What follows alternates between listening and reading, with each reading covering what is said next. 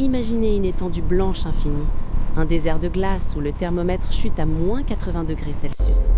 Là, au milieu de nulle part, à des centaines de kilomètres de toute base scientifique, un satellite de surveillance haute résolution scanne la surface. L'image défile, de la neige, des crevasses, des sommets rocheux, et soudain, le signal s'affole. Sur l'écran, ce n'est pas une formation naturelle, c'est une structure géométrique parfaite, massive, sombre, qui émerge de la glace millénaire. Ce que l'opérateur voit à cet instant ne devrait pas exister. Quelques heures plus tard, les coordonnées sont classifiées.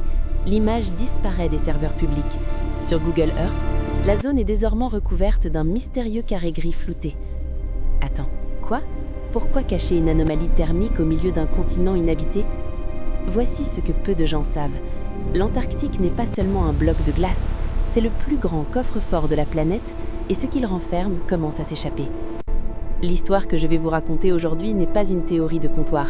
C'est un assemblage de rapports déclassifiés, de témoignages de pilotes de l'US Air Force et d'anomalies physiques bien réelles que les autorités mondiales tentent par tous les moyens de passer sous silence. Tout commence en 2016, avec une découverte qui a fait trembler la communauté scientifique avant d'être brusquement étouffée.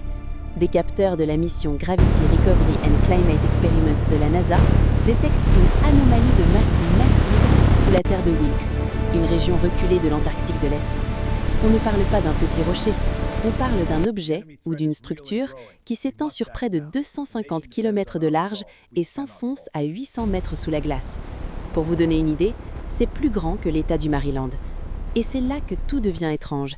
Lorsque les géologues ont tenté d'expliquer cette masse par un impact d'astéroïdes anciens, les calculs ne collaient pas. La densité était trop régulière, trop artificielle. Et surtout, cette anomalie émettait une signature thermique. Quelque chose là-dessous dégage de la chaleur, depuis des millénaires. Mais ce que les chercheurs ont découvert ensuite est encore plus troublant. Remontons un instant le temps. Imaginez-vous en 1946. La Seconde Guerre mondiale vient de finir, le monde est en ruine, mais les États-Unis lancent soudainement l'une des plus grandes opérations militaires de l'histoire, l'opération High Jump. 4700 hommes, 13 navires, un porte-avions et des dizaines d'avions de reconnaissance envoyés vers le pôle Sud. Officiellement, une mission scientifique. Officieusement, une véritable invasion. L'amiral Richard Byrd, un héros de l'aviation, dirigeait la mission. À son retour, il a accordé un interview étrange au journal chilien El Mercurio. Ces mots résonnent encore aujourd'hui comme un avertissement.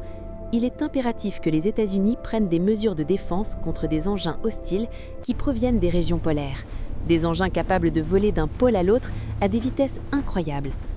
Pourquoi un militaire de haut rang parlerait-il d'engins hostiles dans un désert de glace?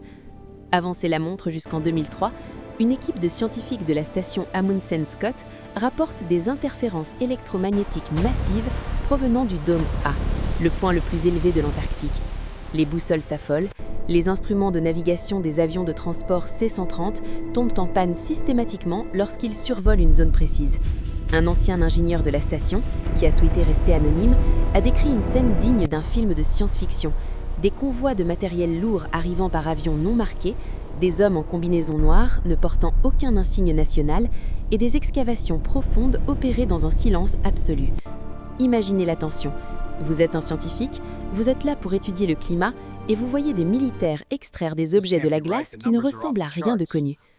Mais l'anomalie la plus effrayante, celle que personne ne veut montrer, c'est ce que les satellites de nouvelle génération ont capté au-dessus de la Terre de Enderby. On l'appelle la porte. Sur les clichés infrarouges, on distingue une ouverture béante, parfaitement rectangulaire, incrustée dans le flanc d'une montagne isolée. Ce n'est pas une gove, les bords sont droits, polis, comme si la montagne avait été coupée au laser. Et ce qui en sort défie la physique. Des panaches de vapeur chaude s'en échappent régulièrement alors que la température extérieure est de moins 50 degrés Celsius. Les rares pilotes privés qui ont dévié de leur trajectoire pour s'en approcher racontent tous la même chose. Dès qu'ils localisent l'anomalie visuellement, leur radio grésille et ils reçoivent un message direct sur une fréquence d'urgence « Faites demi-tour immédiatement ou vous serez abattu ». Qui donne ces ordres?